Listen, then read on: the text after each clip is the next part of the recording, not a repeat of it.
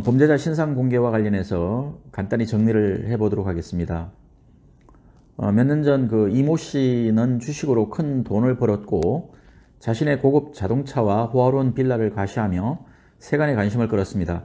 그러나 그가 벌어들인 돈은 정상적인 방법이 아니라 허위 정보를 퍼뜨려서 자신이 미리 사둔 헐값의 비상장 주식을 높은 가격으로 팔아 얻은 수익임이 밝혀지면서 지금껏 죄의 대가로 형을 살고 있었습니다. 그러다가 최근에 다시 그의 이름이 등장하기 시작했는데 이모 씨의 부모가 피살된 사실이 보도된 것입니다. 이 사건이 터지니까 이 살인범에 대해서 경찰은 신상공개를 결정했고요. 이 신상공개가 지금 최근에 또 N번방 박사방 사건 관련해서 다시 문제가 되고 있는데 신상공개에 대해서 한번 알아보도록 하겠습니다.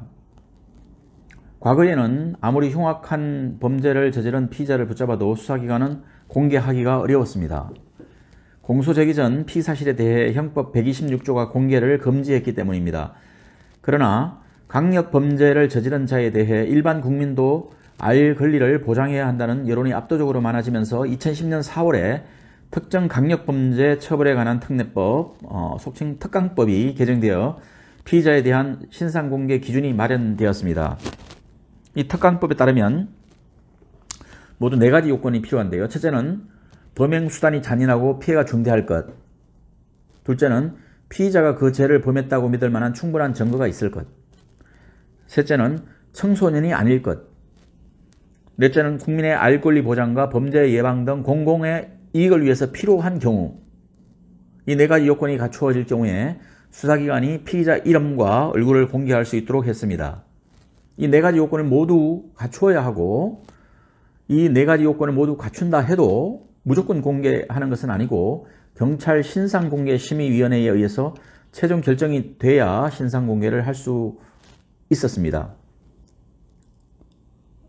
특강법이 개정된 이후로 많은 강력 범죄자들의 신상이 공개됐습니다.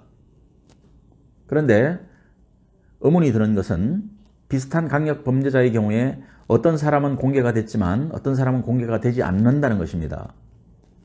이렇게 공개 여부가 피의자마다 다른 것은 법조항의 기준이 모호하기 때문입니다. 범행수단이 잔인하고 중대하며 신상공개가 공공의 이익을 위해 필요하다는 말이 너무도 추상적인 형태이다 보니 사람의 지나친 주관이나 여론에 의해서 신상공개가 좌우되는 경향이 있습니다.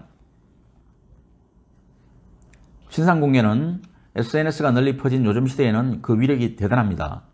얼굴이 공개되면 그 가족과 친구들까지 얼굴이 알려져 사회생활을 하는데 많은 어려움이 있게 됩니다.